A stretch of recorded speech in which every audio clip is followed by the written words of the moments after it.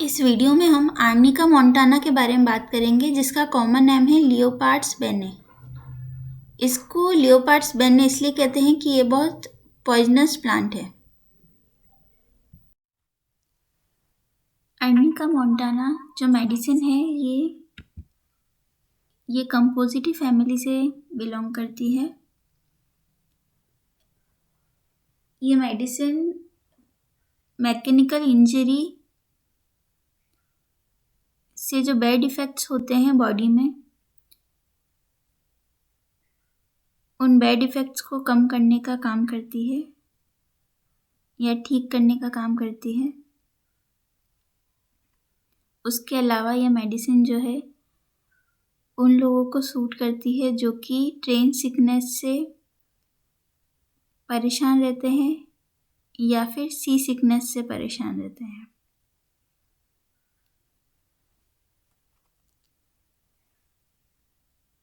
ये medicine rheumatism और gout की भी अच्छी मेडिसिन है। इसमें पेशेंट को डर लगता है कि कोई उसके एक्सट्रीमिटीज़ को टच नहीं कर ले। एक्सट्रीमिटीज़ में टेंडरनेस देखने को मिलती है, पैरालिटिक वीकनेस देखने को मिलती है। ऐसा लगता है जैसे जॉइंट्स जो है डिसलोकेट हो गए हैं।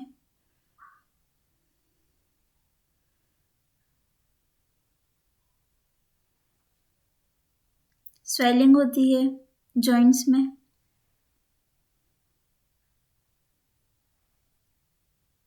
और टिंगलिंग सेंसेशन होता है लेग्स में और फीट में।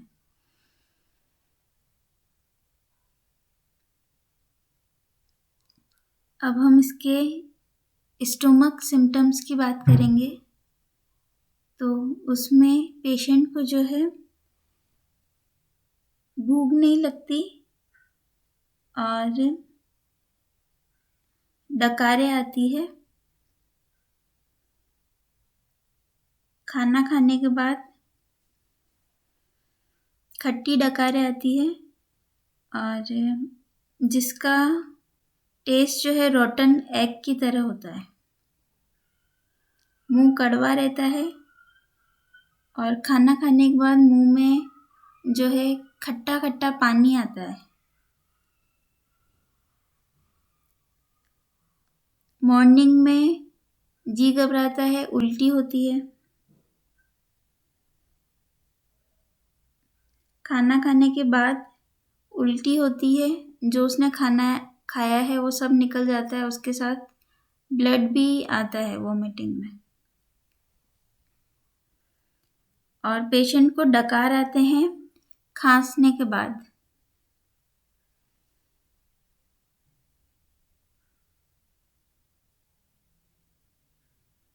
उसके बाद हम एब्डोमेन की बात करेंगे। उसमें पेशेंट को फ्लैक्चुलेंस की प्रॉब्लम होती है।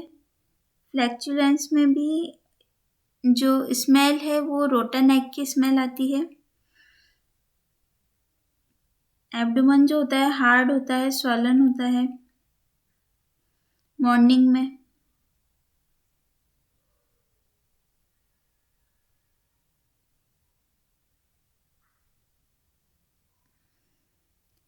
और पेशेंट को जो है सांस लेने में दिक्कत होती है, और जैसे वो गैस पास कर लेता है तो फिर आराम मिलता है।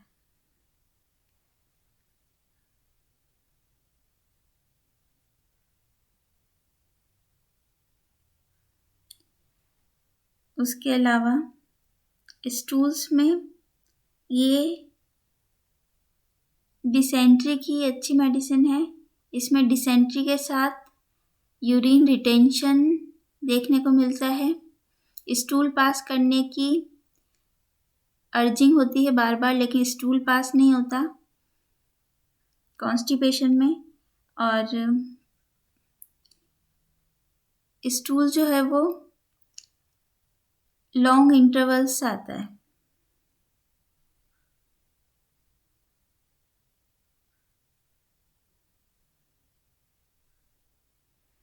उसके अलावा जब पेशेंट सो रहा होता है नींद में तो इनवॉलेंट्री स्टूल का डिस्चार्ज हो जाता है।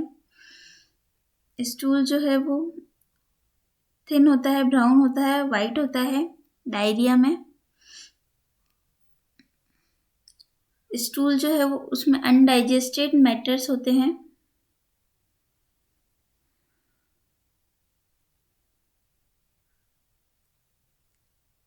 अब यूरिनरी ऑर्गन की बात करें तो इसमें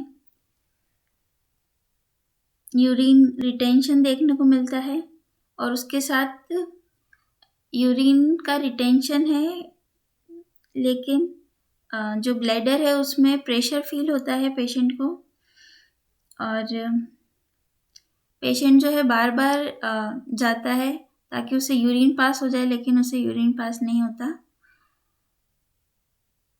लेबर के बाद अगर यूरिन रिटेंशन हो गया है तो ये मेडिसिन अच्छा काम करती है। उसके अलावा ओवर एक्सर्शन की वजह से यूरिन रिटेंशन है तब भी ये मेडिसिन काम करती है।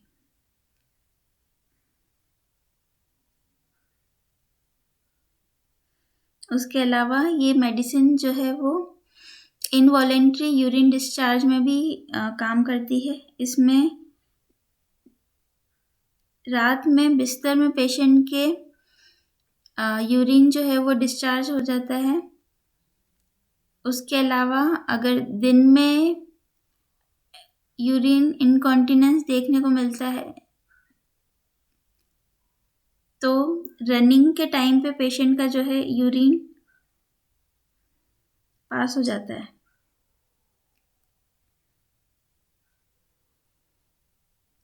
अब स्किन की हम बात करें तो स्किन में जो है स्मॉल बॉयल्स होने की टेंडेंसी होती है, जो कि एक के बाद एक होते ही रहते हैं और हाथ लगाने पे दर्द होता है उसमें।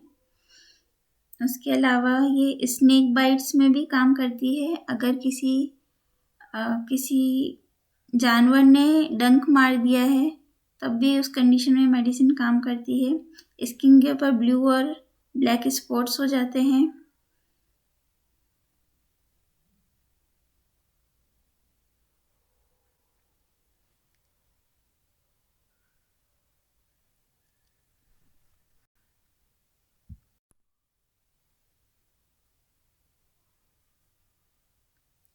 अब इसके हेड सेक्शन की हम बात करेंगे। इसमें पेशेंट को वर्टिगो देखने को मिलता है। अगर सिर पे चोट लगने की वजह से पेशेंट को वर्टिगो फील होता है या कुछ भी और इफ़ेक्ट आते हैं तो ये मेडिसिन हम यूज़ कर सकते हैं उस जगह।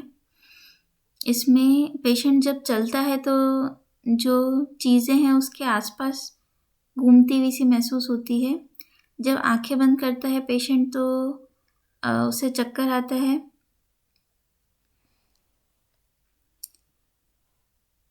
और अब हम नोज़ की बात करेंगे। नोज़ में ब्लीडिंग होती है जब भी पेशेंट खांसता है तो जो ब्लड है वो डार्क फ्लूइड ब्लड आता है, डार्क कलर का ब्लड आता है। और इस पेशेंट की नाक हमेशा ठंडी रहती है।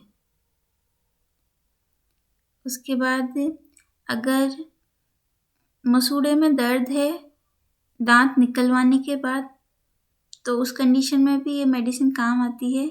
ये सिम्टम एक और मेडिसिन में है, सीपिया में। और वूपिंग कॉफ में चाइल्ड जो है वो रोता है कफिंग से पहले।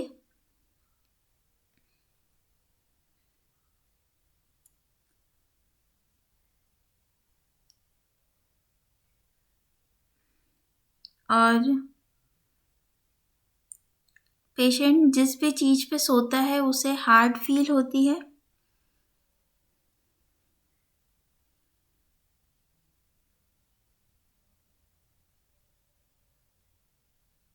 उसके बाद फीमेल सिम्टम्स की हम बात करेंगे।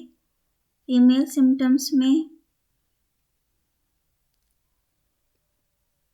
जो प्रेग्नेंट लेडी है उसे ऐसा फील होता है जैसे उसका फीटस जो है वो क्रॉस वाइज हो गया है। उसके अलावा मेंसेस में मेंसेस के बीच में पेशेंट को ब्लड का डिस्चार्ज होता है, उसके साथ नोजिएटेड फील होता है।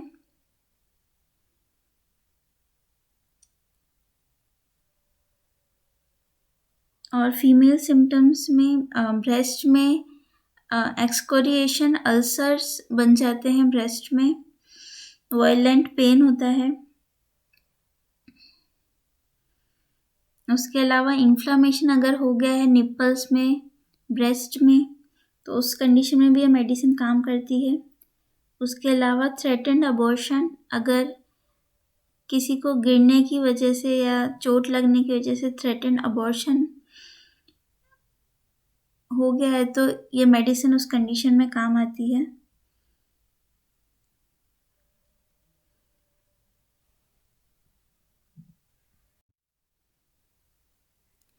अब इस मेडिसिन के मेंटल सिम्टम्स की हम बात करेंगे।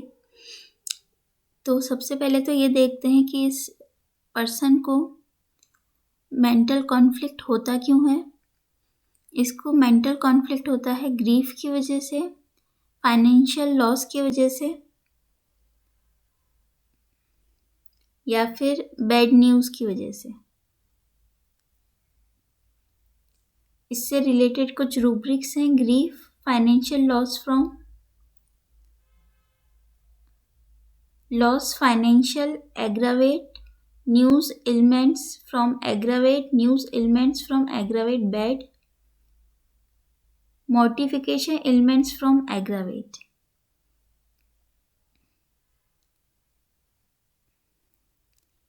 इसके बाद ये पेशेंट जो है इनडिफरेंस की स्टेट में चला जाता है, उसका किसी काम में मन नहीं लगता,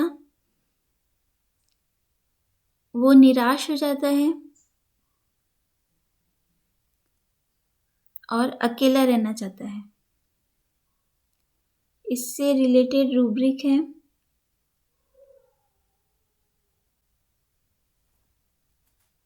indolence, aversion to work, mental work, indolence, aversion to work, mental work, walking, aggravate after walking in open air.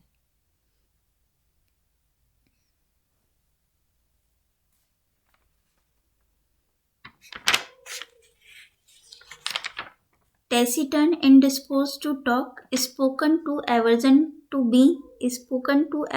being alone, desire being. Taciturn, indisposed to talk, heat during. Taciturn, indisposed to talk, perspiration during. Taciturn, indisposed to talk, walking in open air after। ठीक है। और जब ये बीमार होता है और ये पेशेंट थोड़ा ईगोइस्टिक भी होता है, रूड भी होता है और ज़िद्दी भी होता है। तो जब ये बीमार होता है और कोई इसकी मदद करना चाहता है तो ये कहता है कि उसे कोई परेशानी नहीं है, वो अपने आप से ठीक कर लेगा जो भी सिचुएशन है उसको।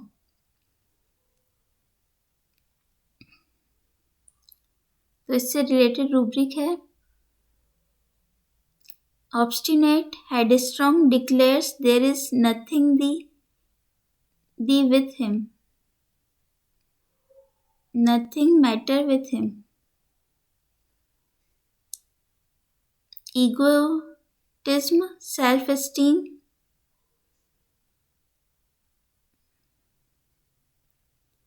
offended easily, takes everything in bad part,